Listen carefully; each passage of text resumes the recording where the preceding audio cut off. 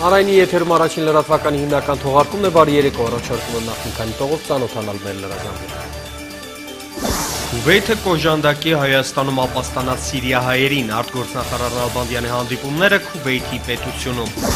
Հետվարկը մեկնարկել է 48 ժամից կազդարարվի ամենահայկական հեռուստամարաթոնի հոբելյանական 15-րդ շրջանը, խոստացված գումարները կուղվեն Արցախին ու պատերազմից տուժած սիրիահայերին։ Եթե առաջիկա 2 օրերի ընթացքում Համասը շարունակի ռմբակոծել Իսրայելի տարածքը, ապա բանակը կներխուժի Գազայի հատված, Իսրայելն ու Պաղեստինը պատերազմի շեմին։ Վրաստանում կա 180 քաղբանտարկյալ, հրապարակվել է Վրաստանի մարդու իրավունքների պաշտպանության խորհրդարանական հանձնաժողովի զեկույցը։ Ինչպիսին է ժողովրդագրական պատկերը Հայաստանում, որքան է հայաստանցու միջին տարիքը եւ ինչպես է պետությունը պատրաստվում խրախուսել աճող ընտանիքներին։ Ռոմեո եւ Ջուլիետի տխուր պատմության երջանիկ ավարտը, Սան Ֆրանցիսկոյի հռչակավոր բալետային խմբի մենակատարները հայ ազգի ամուսիններ են։ Եվ այսպես անսպասելի կորուստ հայ ժողովրդական երգարվեստի բոլոր սիրահարների համար 55 տարեկան հասակում երկրային կյանքին հրաժեշտ է տվել Հայաստանի ժողովրդական արտիստուհի Ֆլորա Մարտիրոսյանը։ Երգչուհին մահացել է Լոս Անջելեսում լեղապարկի վիրահատությանը հաջորդած բարդություններից հետո։ Ստեղծագործական շուրջ 40 տարիների ընթացքում Ֆլորա Մարտիրոսյանը հասցրել է ոչ միայն իր սրտառուչ ձայնով, հայկական մեղեդայնությամբ ու պրոֆեսիոնալ կատարումներով դյութել հանդիսատեսին ու իր երգարվեստի սիրահարներին, այլ նաև հայրենիքից հազարավոր մղոններ հեռու Միացյալ Նահանգներում ցեղասպանության միջազգային ճանաչման գործում հայ երգի դրոշի տակ համախմբել համաշխարհային ճանաչված արտիստների։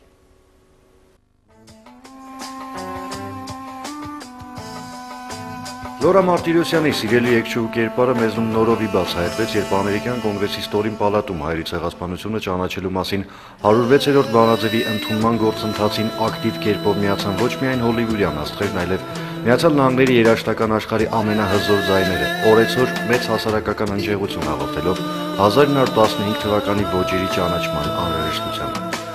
Սկզբում իր հայ բարեկամին միացավ հայտնի դերասան Մայքլ Սթոունը։ Նրանց համատեղ նախագիծը նվիրված 106-րդ բանաձևին չափազանց ազդեցիկ էր ոչ միայն Լոս Անջելեսի հայերի համար, այլև շատ արագ ու լայն արձագանք գտավ նաև ամերիկյան շրջանակներում վերածվելով ցեղասպանության ճանաչման հզոր մշակութային քարոզչական ակցիայի։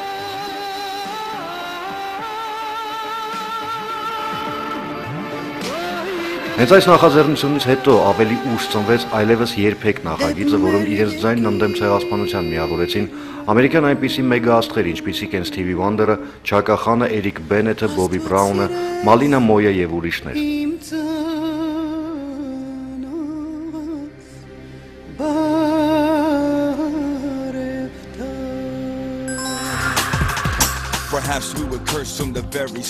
Ոգեշնչված հայտնի Գիբսոն սրահում տեղի ունեցած Ամերիկայի նախագծից Ֆլորա Մարտիրոսյանի ղեկավարած Artists for Peace կազմակերպությունը հայտարարեց մինչև 2015 թվականը ծրագրված համերգաշարի մասին, որը հայկական մեծ ողբերգության ցեղասպանության 100-ամյակին ընդառաջ ոճերի դատապարտման գործընթացում ներգրավելու էր աշխարհի ամենաստեղծագործ ու հեղինակավոր անունները։ Նրանցից շատերը խոստովանում էին, որ հայերի տաղանդաշատ ու ստեղծագործող կերպարին առաջին անգամ ծանոթացել են Ֆլորա Մարտիրոսյանի, Դլեյամանի եւ Քելելաուի անզուգական կատարումների շնորհիվ ու նրա միջոցով են միացել պատմական արդարության ու մարդկային խղճի հաղթանակի գործընթացին։ Ցավոք երգչուհին չհասցրեց ավարտել իր նախագիծը ու հիմա նրա շռայլ տաղանդի հետ միասին իշտելու է նաև ցեղասպանության դատապարտմանն ու կանխմանը նվիրված ու հանուն խաղաղության ամենաազդեցիկ մշակութային նախագծերից մեկը, որը նրա հոգու եւ կյանքի գործ է։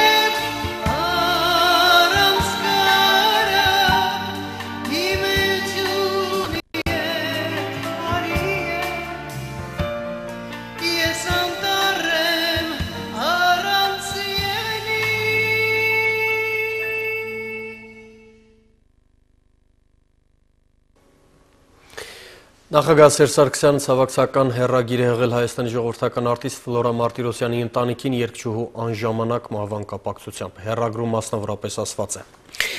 Մեծ ցավով տեղեկացա Հայաստանի ժողովրդական արտիստ սիրված երգչուհի Ֆլորա Մարտիրոսյանի անժամանակ մահվան մասին։ Ինձ համար նաև մեր երգարվեստի համար դա որքան անսպասելի, նույնքան ցավալի կորուստ է։ Ֆլորա Մարտիրոսյանի երգն իսկապես ազգային էր ու ժողովրդական։ Նրա հավաքած դահլիճները հայրենիքում եւ Սփյուռքում խոսում են նրա մեծ ժողովրդականության մասին, որ նա արժանիորեն վաստակել էր որպես ինքնատիպ երգչուհի եւ հայ արվեստագետ։ Խորհուրդ ցավակցություն եմ հայտնում Ֆլորա Մարտիրոսյանի հարազատներին, մերձավորներին եւ նրա արվեստի մեծաթիվ երկրպագուներին։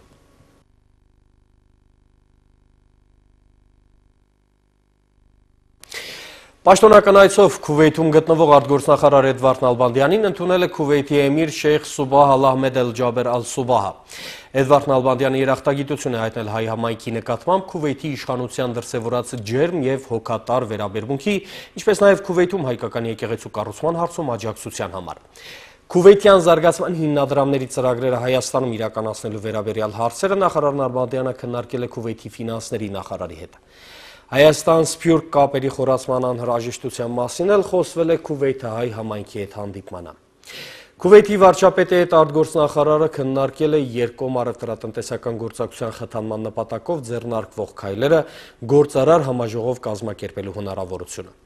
Պաշտոնակցի հետ հանդիպմանն անդրադառնալով տարածաշրջանային խնդիրներին Նալբանդյանը մտահոգություն հայտնել նաև Սիրիայում տիրող իրավիճակի կապակցությամբ, նշելով, որ հակամարտության պատճառով Հայաստանը շարունակում է հազարավոր սիրիահայ փախստականներ ընդունել։ Քուվեյթի արտգործնախարարը տեղեկացրել է Հայաստանում գտնվող սիրիահայերին մարդասիրական օգնություն հատկացնելու Քուվեյթի իշխանության որոշման մասին։ Երկու օրից հրեշտակների քաղաքում կմեկնարկի ամենահայկական հեռուստամարաթոնը այն այս տարի հոբելյանական է 15-րդը։ Հեռուստամարաթոնի այս տարվա հատկացումների օրակարգը մի փոքր փոփոխություն է կրել։ Հայաստանի սահմանամերձ գյուղերին ու Արցախին հատկացվող գումարներից բաժին կհանվի նաև պատերազմական ծանր օրեր ապրող մեր սիրիահայ հայրենակիցներին։ Իսկ մինչև ավանդական հեռուստամարաթոնի մեկնարկը Հայաստան համայնքական հիմնադրամի պատասխանատուներն ու նվիրատուները ամփոփում են արդեն կատարած աշխատանքը եւ քննարկում ապագայի ծրագրերը։ Լոս Անջելեսից պատմում է Լիլիթ Սետրակյանը։ Հայաստան համայնքական հիմնադրամի համար տարին հոբելյանական է, լրանում է հիմնադրամի 20 եւ հեռուստամարաթոնի 15-ամյակը։ Արդեն ավանդաբար հեռուստամարաթոնը կայանում է ամերիկյան գոհաբանության տոնի օրը այս տարի նոյեմբերի 22-ին։ Մինչև այդ միսաղանի շուրջ են հավաքվել հիմնադրամի պատասխանատուներն ու նվիրատուները անցած տարվա արած գործի եւ առաջիկա անելիքների մասին խոսելու համար։ 476 կիլոմետր ճանապարհ, 281 կիլոմետր ջրատար, 144 կիլոմետր գազատար, 230 դպրոց ու մանկապարտեզ, 40 հիվանդանոց, 424 բնակարան, 24 մշակութային կենտրոն ու մարզասրահ։ Սա Հայաստան համայնքական հիմնադրամի 20 տարվա ընթացքում իրագործած ծրագրերի դեռ ամբողջ ցանկը չէ։ Ընդհանուր առմամբ Հայաստանում եւ Արցախում իրականացվել է մարդասիրական եւ ենթակառուցվածքային ավելի քան 1000 ծրագիր, որոնց համար հիմնադրամը ծախսել է համահայկական դրամահավաքից գոյացած $250 միլիոն։ Այդ ամենի մասին առավել մանրամասն հիմնադրամը հաշվետվություն կտա հեռուստամարաթոնի ընթացքում։ Փորձենք մի փոքր էքսկուրս կատարել դեպի նախորդ տարիները, տեսնելու թե այն ծրագրերը, որոնք իրականացվել են 20 տարիների ընթացքում, ինչ դրական ազդեցություն են ունեցել Հայաստանում եւ Արցախում։ Միացյալ Նահանգների արևմտյան ափում դրամահավաքն այս տարի սկսել է նախքան հեռուստամարաթոնը։ Կամավորները նամակներ են արկել բարերարներին հանգանակությունը շուտ սկսելու խնդրանքով։ Արդեն կան առաջին նվիրատվությունները։ Ամերիկայում այս ափում դրամահավաքը սկսվել է, քանի որ մի քանի օր առաջ արդեն սկսվել էր հեռախոսամարաթոնը, սա նորություն էր այս ափի համար եւ համոզված ենք, որ այս փորձը շատ լավ կանդրադառնա նաեւ դրամահավաքի վրա այստեղ։ Հեռուստամարաթոնին մասնակցելու համար Լոս Անջելեսում է Արցախի պատվիրակությունը ազգային ժողովի նախագահ Աշոտ Խուլյանի գլխավորությամբ։ Նա հույս հայտնեց, որ նախորդների պես այս տարի հանգանակված գումարն էլ արդյունավետ կծախսվի սիրիահայերի աջակցության եւ Հայաստանի ու Արցախի գյուղերում համայնքային կենտրոնների կառուցման համար։ Այսօր Արցախյան գյուղը կարիք ունի ոչ միայն համայնքային կենտրոնների, բայց թերևս ընտրվել է հասարակական միասնության գաղափարը, որտեղ մարդիկ կարող են իրար հետ շփվել, որտեղ երիտասարդները կարող են նաև առնչվել նոր տեխնոլոգիաներին եւ բնականաբար այս ամեն ինչը հաշվի առնելով փորձել ենք մեկ տանիքի տակ հավաքել բոլոր այն հանրային նշանակության օբյեկտները, որոնք այսօր ժամանակակից գյուղին պետք են։ Այս տարի մենք ուրեմն երկու խնդիր ունենք։ Մեկը դա որ տագնապի մեջ է սիրիահայությունը, մենք պիտի օգնության հասնենք։ Երկրորդն էլ Արցախում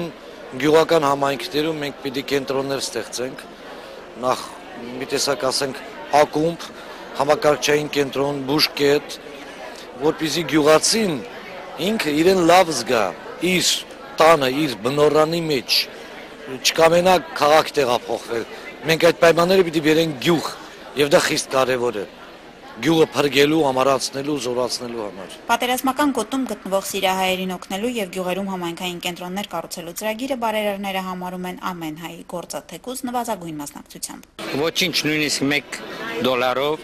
կամ €1 կամ 100 դրամով կարևոր չէ։ Ամեն մեկը եթե մասնակցի, մենք պիտի կարողանանք հաջողացնել մեր բոլոր աշխատանքները, լա ճուր է, լա դպրոց է, լա տնտեսություն է Ղարաբաղի մեջ եւ Հայաստանի մեջ։ Մանավանդ որ հիմա որ ազատ անկախ Հայաստան ունենք, հիմա ժամանակ խոսելը երիկա, հիմա ժամանակը իրար հետ ծերծակի տանք, կարողանանք մեր հայրենիքը սարքենք եւ of course Ղարաբաղը մատ ամենակարևոր կետերից է մեր համար, պետք է այնտեղ concentrate անենք, որտեղ Ղարաբաղը չէ պետք է ձեռից տանք։ Հեռուստամարաթոնը կհեռարձակվի ամերիկյան KCET ստուդիայից Միացյալ Նահանգների ամբողջ տարածքում Արբանյակի միջոցով ամբողջ աշխարհում։ Հեռարձակմանը կարելի է հետևել նաև համացանցի միջոցով, նաև այս տարի առաջին անգամ պլանշետով եւ սմարթֆոնով։ Լիլիթ Սեթրակյան, Էդուարդ Բադունց, Առաջին լրատվական, Միացյալ Նահանգներ։ Հայ գործարարներն աշխատում են չեխական կապիտալն ու հայտնի բրենդագիր ընկերություններին բերել Հայաստան։ Երկկողմ տնտեսական կապերն ակտիվ են, սակայն առևտրաշրջանառության ծավալները աճելու տեղ ունեն։ Պրահայից Երևանը ներմուծում է հիմնականում էլեկտրաշինարարության արտադրատեսականի։ Փոխգործակցության ակտիվացման հարցերը հայ եւ չեխ գործարարներն այսօր քննարկել են Երևանյան համաժողովում։ Չեխական պատվիրակությունը բավական ներկայացուցչական է, փոխարտգործնախարարի գլխավորությամբ։ Չեխական ապակյա սպասքից բացի հայ գնորդին շուտով հասանելի կլինեն նաև չեխական Սվարովսկի զարդերը։ Չեխ գործարարն իր հետ վերցրել է ընկերության արտադրանքից որոշ նմուշներ միայն, որոնք ձեռքի ճամպրուկում թույլատրվել է օդանավ նստել։ Մեր տեքստիլ արդյունաբերության արտադրանքն են բրդից, քաշմիրից տաք ծածկոցներ բարձր։ Բարձի երեսներն են սպիտակ շամպայնի գույնի մանուշակագույն։ Ձևավորել ենք Սվարովսկու քարերով։ Արտադրում ենք Եվրոպայում, քիչ ծավալով Մոսկվայում։ Հնարավոր է նաև Երևանում սկսենք։ Հայաստանում գործում է չեխական կապիտալով 20 ընկերություն։ Երկու երկրների միջև առևտրաշրջանառությունը 2011-ին կազմել է $26 միլիոն։ Հայ եւ չեխ գործարարներ դրողներն այժմ փնտրում են փոխգործակցության նոր ուղիներ։ Ինչպես կարող ենք Չեխիայի միջոցով նայել մեր ապրանքները ներկայացնել եվրոպական շուկա եւ փորձում ենք նաեւ չեխ ընկերություններին, չեխական ընկերություններին բերել Հայաստան հետագա ՄԱՊ երկրներ մուտք գործելու համար։ Չեխիայից Հայաստան են ներմուծվել միջուկային ռեակտորներ, կաթսաներ, մեխանիկական, էլեկտրական սարքեր, մեքենաներ, ապակյա իրեր, արտահանվել սև մետաղ է, ալյումինե իրեր։ Արտահանումը կազմել է $1.9 միլիոն։ Ապրանքաշրջանառության ծավալների մեծացման ներուժ երկու կողմն էլ տեսնում է։ Չպետք է բավարարվենք եղածով, պետք է ապահովենք կայուն ու երկարաժամկետ տնտեսական գործակցություն։ Եվրամիությանը վերջերս անդամակցած Չեխիայի հետ առևտրատնտեսական գործակցությունը Հայաստանը կարևորում է։ Չեխիան բարեփոխումների մեծ փորձ ունի, ինչը կարող է տնտեսական կապերի ակտիվացման լրացուցիչ ազդակ լինել։ Ամենը ուղղված է նրան, որպեսզի մենք մեր երկրում կարողանանք ունենալ այն անհրաժեշտ չափանիշները, որոնք Եվրամիության չափանիշներին համապատասխանող են եւ որոնք նպաստում են տնտեսական, առևտրային դերակատարների արդյունավետ աշխատանքին։ Հայաստանյան համաժողովի չեխ մասնակիցները ժամանել են Պրահա-Երևան չվերթով։ Երկկողմ տնտեսական հարաբերությունների զարգացմանը նպաստում է նաեւ չեխական ավիաուղիների առկայությունը։ Չեխիան Հայաստանի համար նաեւ տարանցիկ երկիր է։ Առևտրով ենք զբաղվում։ Ներմուծում ենք մետալուրգիական հումքեր եւ մատակարարում ենք Եվրոպայի մետալուրգիական գործարաններ։ Համաժողովը նախանշում է նաև հայ-չեխական առողջապահական գործակցության սկիզբը։ Առաջարկված բուժման նոր մեթոդը կկիրառվի ոչ միայն արյունաբանության, այլև սրտաբանության, նյարդաբանության, վնասվածքաբանության, ատամնաբուժության ոլորտներում։ Չեխ գործընկերները մեզ առաջարկում են բջջային նոր տեխնոլոգիաներ, դա Իրանից ներկայացնում է ինչպես ցողունային բջիջներ, այնպես էլ մարդու հյուսվածքներից անջատված տարբեր տեսակի բջջային կոմպլեքսներ, որոնք կարող են դիտարկվել որպես բուժական նոր մեթոդներ։ Նոր տեխնոլոգիաների մուտքը Հայաստան հնարավորություն է ծանոթանալ ծանր հիվանդությունների չեխական բուժման մեթոդներին, այն նաև եւս մեկ ճանապարհ է դեպի եվրոպական բժշկություն։ Մայա Խաչատրյան, Հակոբ Սարգսյան, Առաջին լրատվական։ Տարեգրություն, պատմություն եւ հայկական բանակ այս ամենը միահյուսված են Հայաստանի պաշտպանության նախարար Սերյան Օհանյանի հեղինակած հայկական բանակի 20-ամյա տարեգրությունը աշխատությունում։ Գրքում ժամանակագրական ընթացքով ներկայացված Արցախյան ազատամարտի համառոտ պատմություն եւ կանոնավոր բանակի ստեղծման ուղին։ Ըստ էության սա առաջին հրատարակությունն է, որը նվիրված է հայկական բանակի զարգացման այժմյան փուլին, որում նաև ներառված են զորամիավորումների, զորատեսակների, ստորաբաժանումների, հայոց բանակի կայացման գործում մեծ ավանդ ունեցած զորականների լուսանկարները։